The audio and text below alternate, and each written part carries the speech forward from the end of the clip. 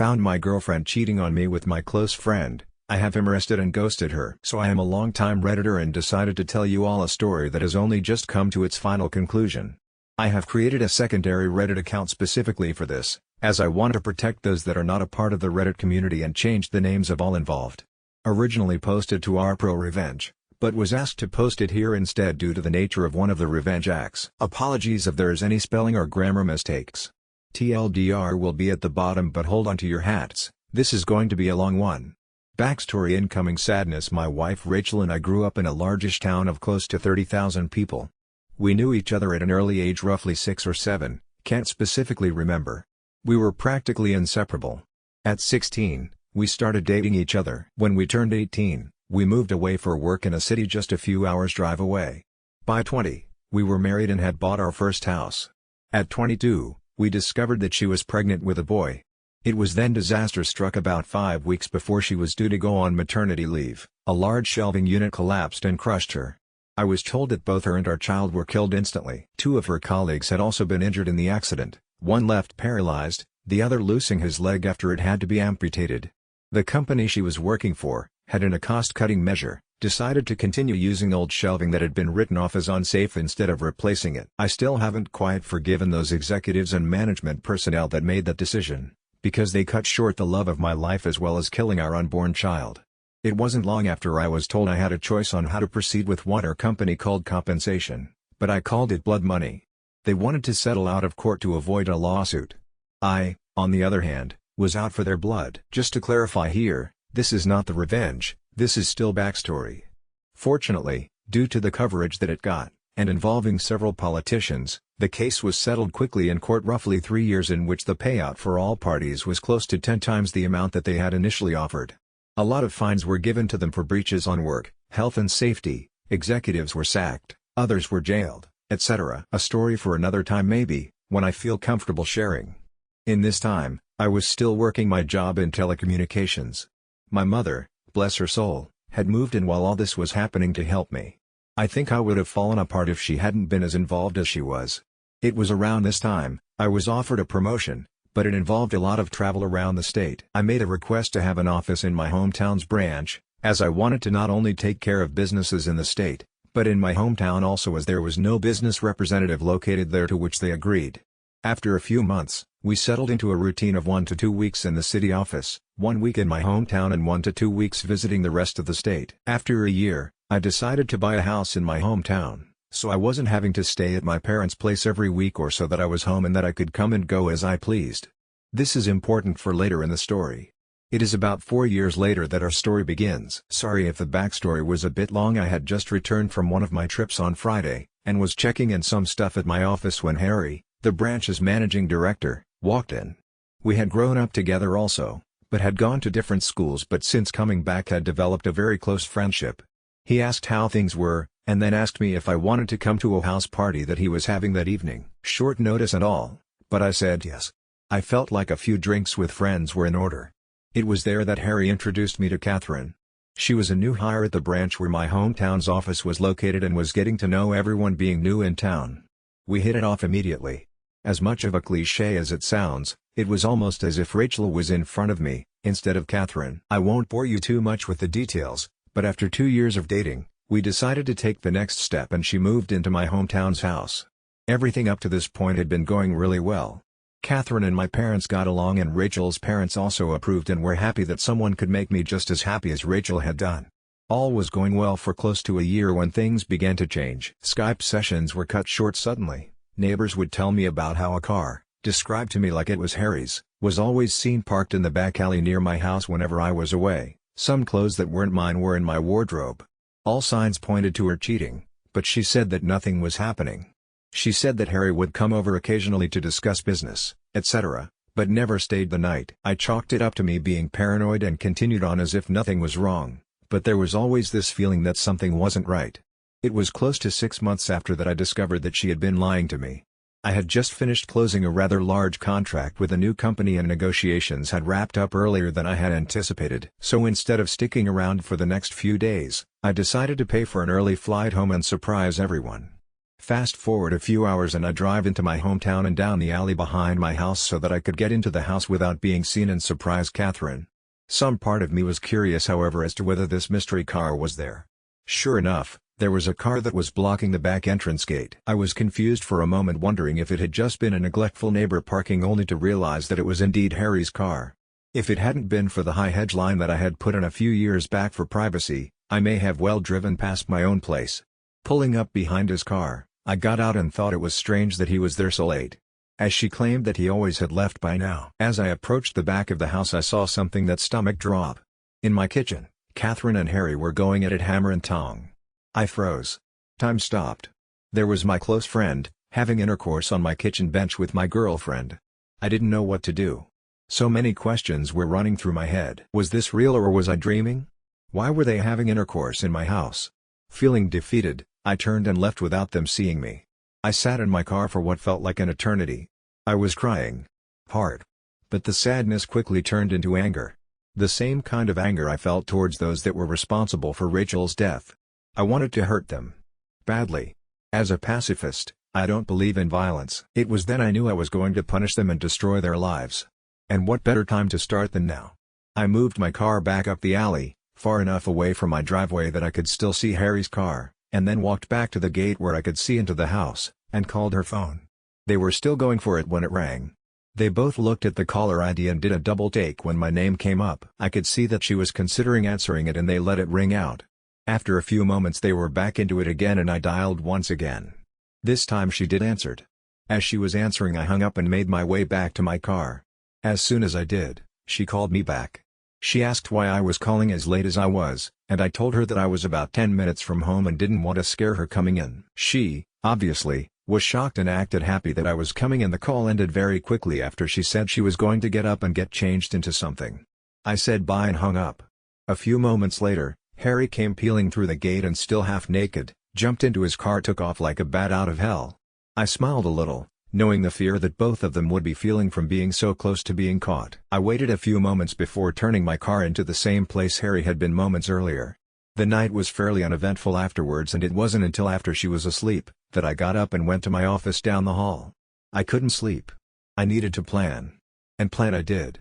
The revenge my mother always taught me to be a pacifist and to allow cosmic karma to take its course. But on this occasion, I decided that karma could use a helping hand. I decided to punish them separately but destroy both of them. I knew that Harry had a drug habit. Nothing major, but he kept it very private. I only knew about it accidentally after seeing some coke and weed left out in his place but pretended I hadn't seen it when he had made attempts to cover it up. I began calling some of my more unsavory clientele and made a few discreet inquiries into obtaining some samples that they were willing to part with. A few days later, I had a decent enough stash for my plan to work. About a month later, I had friends, including Harry, around for a barbecue night. After making sure that I sufficiently liquored up Harry, I told him to stay the night and sleep it off. In the early hours of that morning, I took the drugs, and an assortment of my personal belongings, and placed them at various places around his car, with the biggest stash in his tire well. Confident that he wouldn't find them over the few months as the rest of my plan took effect, I locked the car up and went inside to sleep. I also placed some more drugs and personal items in his house after driving him home because he was still too drunk to drive. A few days later, I staged a break-in, by smashing the back pane of my back door into my kitchen and leaving it open before heading back to the city for a flight. I had several messages the moment I landed. One from my clearly panicked mum, who had found the back door smashed open and had called the police, one from Catherine in tears, and one from the local police asking me to call. After returning all the calls, I informed the police I was away on business, and that I would be back the following week to talk with them. While away, I got Catherine to stay with my parents until after I got back, and asked my dad to organize one of the local security companies to install cameras and an alarm system after getting the go-ahead from the police as to not ruin the scene of the crime. After getting home, I did the usual "my God, I can't believe this has happened and why would anyone do this?" routine. After doing a thorough check of everywhere, finding that the items I had taken were missing and filing a police report, I had the security company's rep talk Catherine and I through how the cameras and alarm system worked. Then came the question I had been waiting for. The question of what happens if we are doing some business and don't want it recorded. She acted a bit shy asking this question. But I knew exactly the reason she was asking. He assured us that this was a question he got asked a lot, and we were shown on the home computer, if we wanted to be doing things without it being recorded, how to stop the recording for certain cameras, so that we could protect her modesty. As I was walking him out, I asked him if cameras were turned off, could a notification be sent out, just as a security precaution. He came back in and helped me through how to set up email notifications and left shortly after. Fantastic.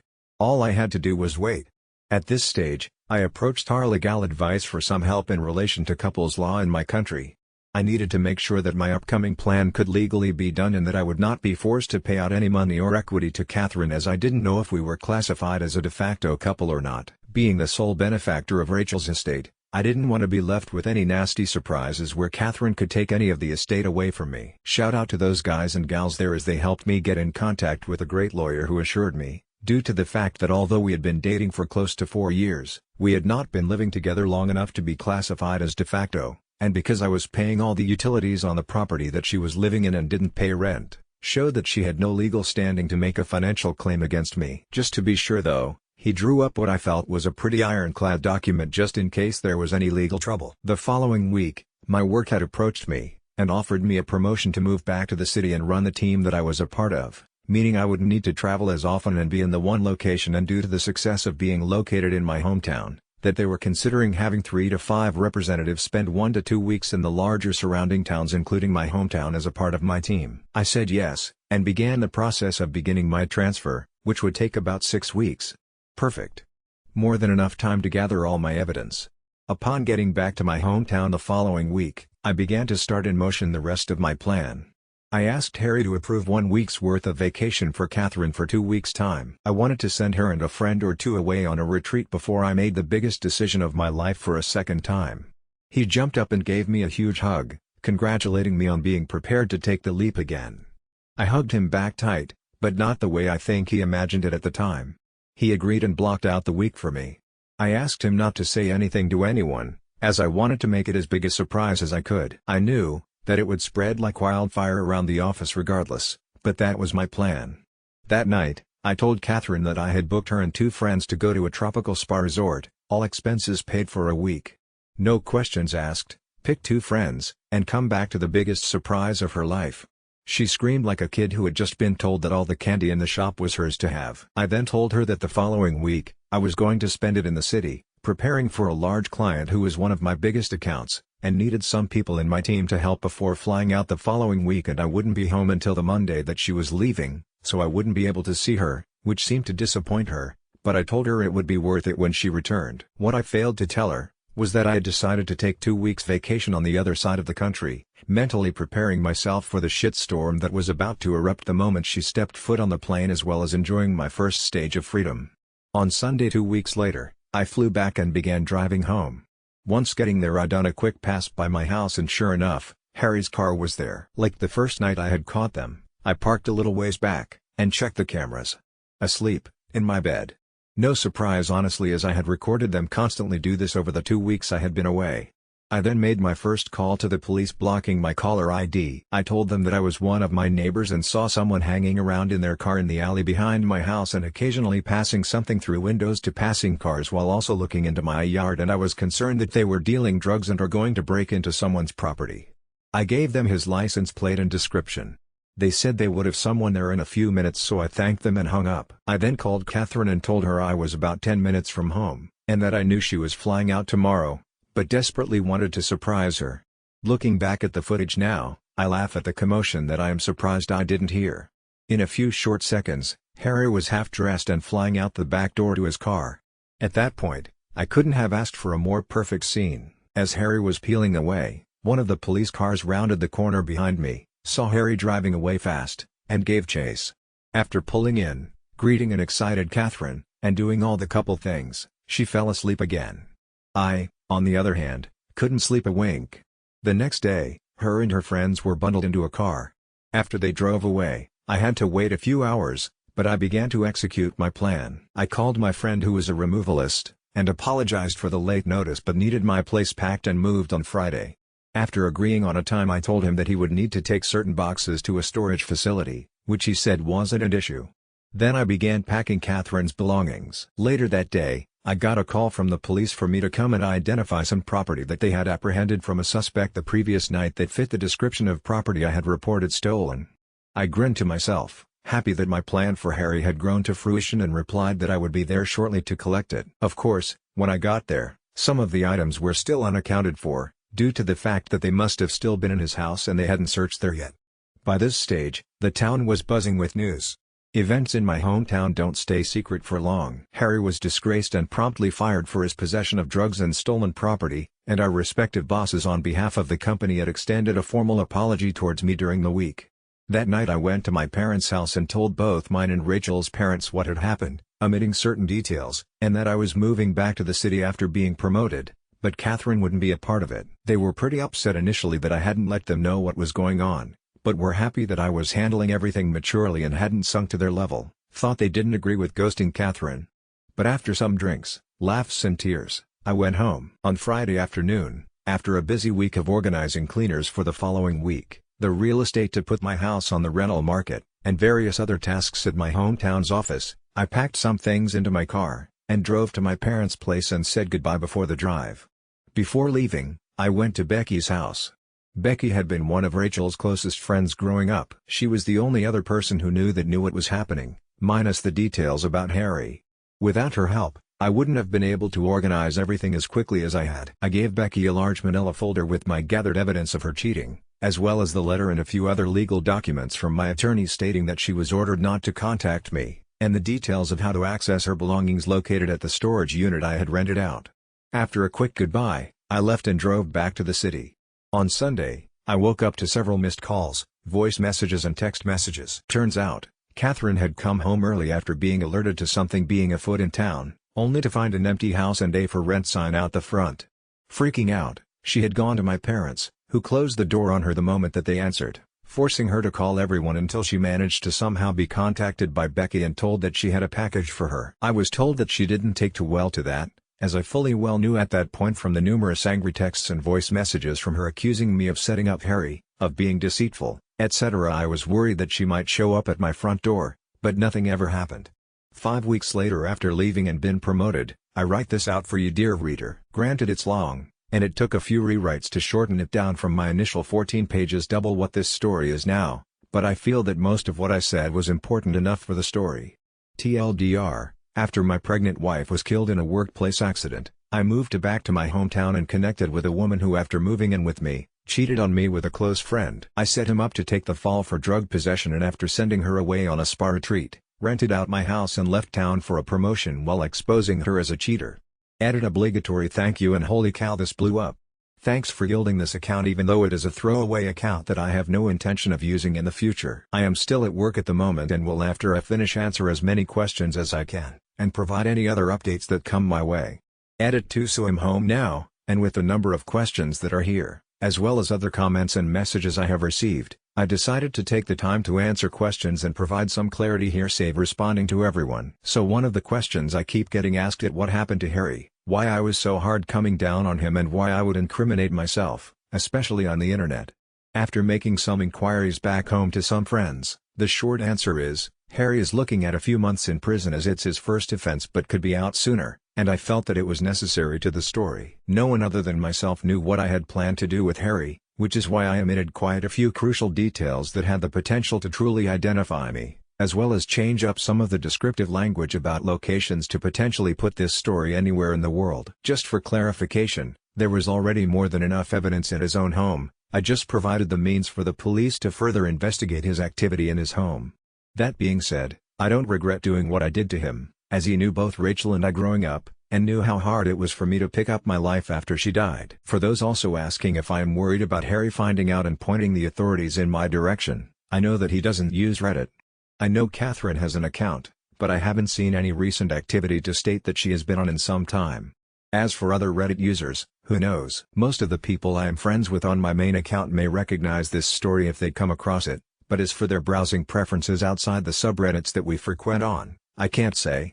As for Catherine, people have questioned why I didn't do more to her, or why I stuck around for as long as I did. Honestly, I almost did kick her out after a few days, but I wanted to gather evidence and show proof of her cheating so that everyone she knew would know what she had done.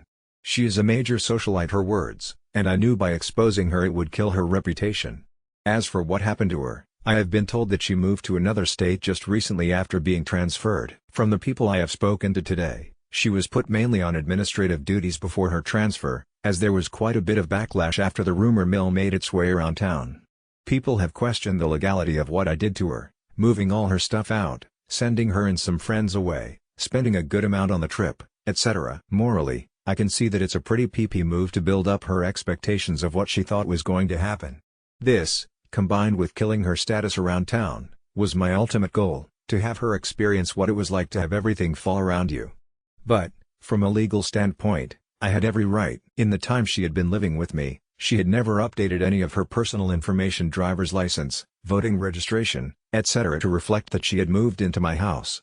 I found out this information during the course of my preparation with my lawyer after I spoke to our legal. With no concrete proof on paper to show that she was residing there, and because we hadn't met the de facto status, I was able to do what I did with no threat of backlash. Finally, for those of you saying how my story is fake, that I am a karma whore, a sociopath in this day and age, who doesn't have some sociopathic tendencies, and pointing to my malicious compliance story also as proof, I will be honest and let you know, that I will not try to change your minds on this. Everyone is entitled to their opinions on stories shared all over Reddit and opinions on those who share them. The story on the other subreddit, however, was to build karma, as my original post on RPro required to me build up enough before they would allow me to post, as they thought that I might have been a bot. That story, which I only edited in the basics of the conversation because I can't remember all of it, did in fact take place and made national news coverage shortly after. If I ever find the article, I will link it, as it was or was at the time close to one of the largest roaming bills our company had ever passed on to a customer. If there are any further updates, I will let you know. Kyol, I'm so incredibly sorry to hear about your wife and baby. I hope you're doing well.